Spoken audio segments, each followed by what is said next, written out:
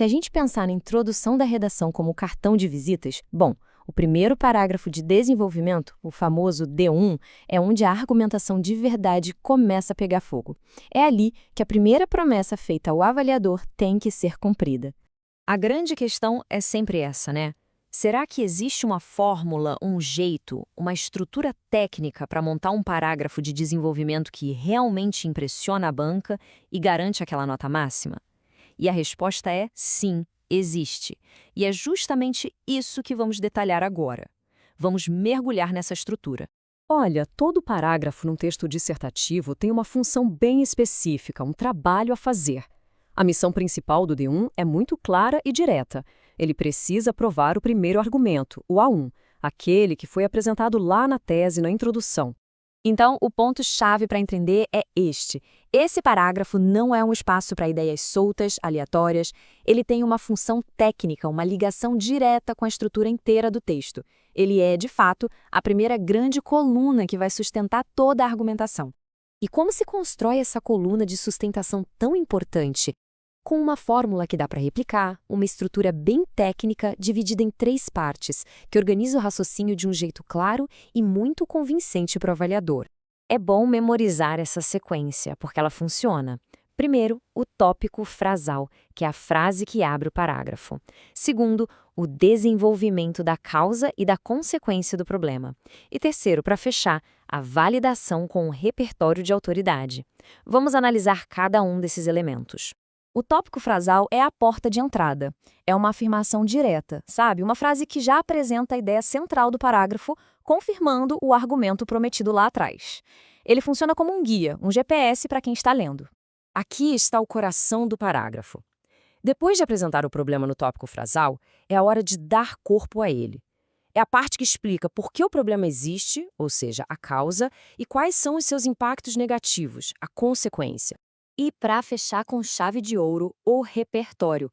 Este é o momento de ancorar a análise em um conhecimento de área, seja de um filósofo, de um sociólogo ou de um fato histórico. É o que transforma uma simples opinião em uma análise crítica de verdade, uma análise validada. E para costurar essas 3 partes, os conectivos são fundamentais. Expressões como em primeira análise ou sob essa ótica não são só um detalhe, não. Elas sinalizam para o corretor como o pensamento está organizado e garantem a fluidez e a coesão do texto que são tão exigidas. Ok, a teoria está clara. Mas como essa engrenagem toda funciona na prática?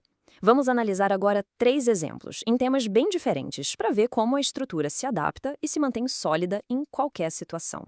Nosso primeiro caso prático vai ser sobre o tema da segurança pública. O argumento 1 que precisa ser provado aqui é a falha do Estado em garantir a segurança dos cidadãos. Aqui está o parágrafo completo. Dá para notar o fluxo bem claro. Ele começa com uma afirmação, depois desenvolve essa afirmação e, por fim, valida ela com uma autoridade. E aqui a estrutura fica explícita, né? Cada pedaço do texto se encaixa perfeitamente na nossa fórmula. O tópico frasal começando com o conectivo em primeira análise, a causa e consequência introduzida por sob essa ótica e o repertório fechando com a citação a Thomas Hobbes. Vamos agora para um segundo tema, meio ambiente, só para testar a versatilidade da fórmula. O argumento aqui é a negligência administrativa na proteção ambiental. E olha só, o padrão se repete. A ideia é apresentada, depois aprofundada e, por fim, fundamentada em um pensamento filosófico que tem tudo a ver com o tema. E quando a gente decompõe o parágrafo, a estrutura fica ainda mais evidente. O padrão se repete. Tópico frasal, causa/consequência e repertório, aqui com o filósofo Hans Jonas. A fórmula é robusta e se adapta ao novo tema sem perder nada da sua força argumentativa. Para solidificar de vez o aprendizado, um último exemplo, dessa vez sobre saúde mental, um tema social cada vez mais presente. O argumento que precisa ser provado aqui é a falta de suporte institucional. Este parágrafo segue a mesma lógica impecável. Ele abre com um conectivo forte, precipuamente, desenvolve o problema e conclui com o pensamento do filósofo contemporâneo Byung-Chul Han, que é super pertinente. E aqui a decomposição final. A estrutura de 3 partes prova, mais uma vez, o seu valor. A clareza com que cada componente executa sua função é o que eleva a qualidade do texto. O padrão é claro, é técnico e é extremamente eficaz. Bom, chegamos à conclusão. E o que fica muito claro é que o primeiro parágrafo de desenvolvimento não é apenas mais um parágrafo. Ele é a pedra fundamental de toda a argumentação que vem depois.